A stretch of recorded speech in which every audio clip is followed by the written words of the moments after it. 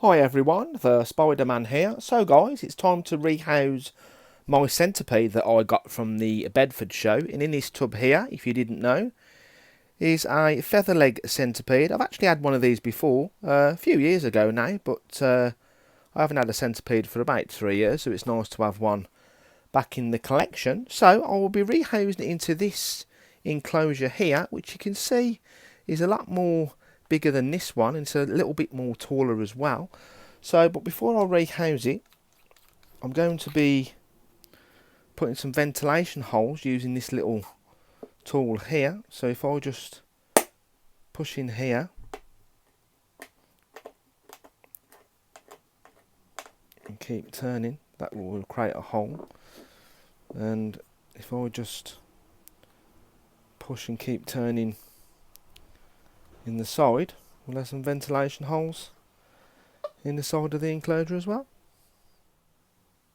So guys, with the enclosure, with some ventilation holes put in the side, I've put 4 in the side, and I have put 4 in the actual lid itself. So what I'm going to do is, I'm going to put the centipede in first, and then I'm going to put the substrate in after, because if I put the substrate in now, and then the substrate will be up to about here, and the centipede can actually get out.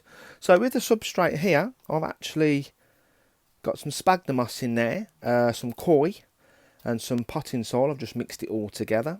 So centipedes like around about an inch, inch and a half of substrate in the enclosure, because they like to burrow down. So while we're here, let's just move this out of the way, and we'll put the centipede in its enclosure first.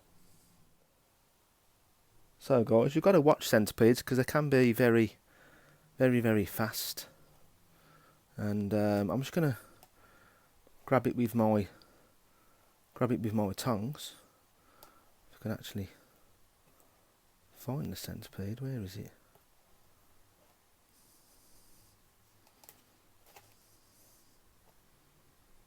Ah, there it is. Just going to slowly pinch it just with the tongs. And there we go. There is the centipede just there. I think that's the best way to do it. Just obviously don't pinch grab it really hard with the tongs. And there you go. It's fairly big. It's got to be 3-4 inches in length.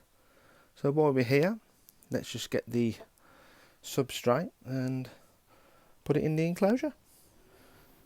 So here we go guys. I'm just going to keep adding the substrate with a spoon. And the centipede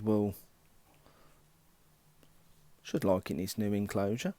And you always put a bit of sphagnum moss in there just for a bit of extra humidity. So with this species here, you keep the substrate just moist. You don't want it really damp. And there we go guys. So very simple setup. I'll get a little water dish and put it inside as well, so it can take a drink when it wants to. So I'll just get my sprayer, if I can actually find it. Where are you? Ah, here we go. Just give it a little spray, and that's all you need really guys. So I'll just get a little water dish, and that's all you need guys. So guys, we'll just place the water dish there, because that's where the actual opening is. That's where you actually take the lid off. So I want the water, so I'll put the water dish at the front, because the heat cables are going to be at the back of the enclosure. So we'll just